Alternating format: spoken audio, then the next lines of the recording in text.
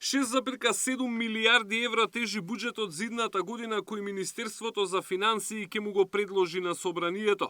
Планот на владата е да потроши околу 150 милиони евра повеќе од оваа година.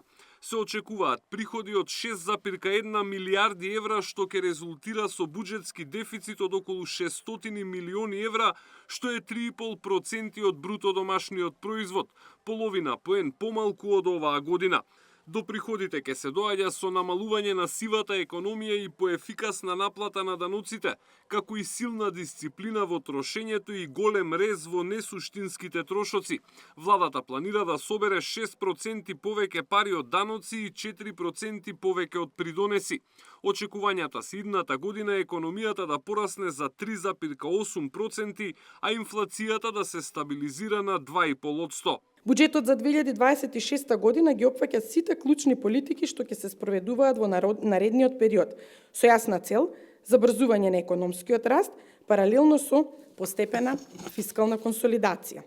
Во буџетот за идната година предвидени се 7% повеќе пари за плати и околу 9,7% повеќе пари за пензии.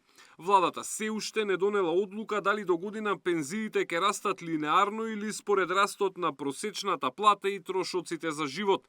Капиталните инвестиции се проектирани на околу 660 милиони евра, нешто над 100 милиони помалку од оваа година.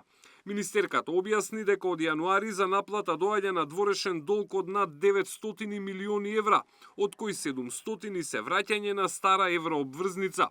Старите долгови и буџетскиот дефицит ќе ги финансираме со ново задолжување од околу 1,6 милиарди евра, од кои нешто под 1 милиарда се очекува да биде нова еврообврзница, а остатокот да се позајми со комбинација на задолжување на домашниот и странскиот отворен пазар. Предлог буџетот сега патува до собранието кое треба да ја почне постапката за негово носење, која треба да заврши пред крајот на годината. Александар Спасовски, Сител телевизија.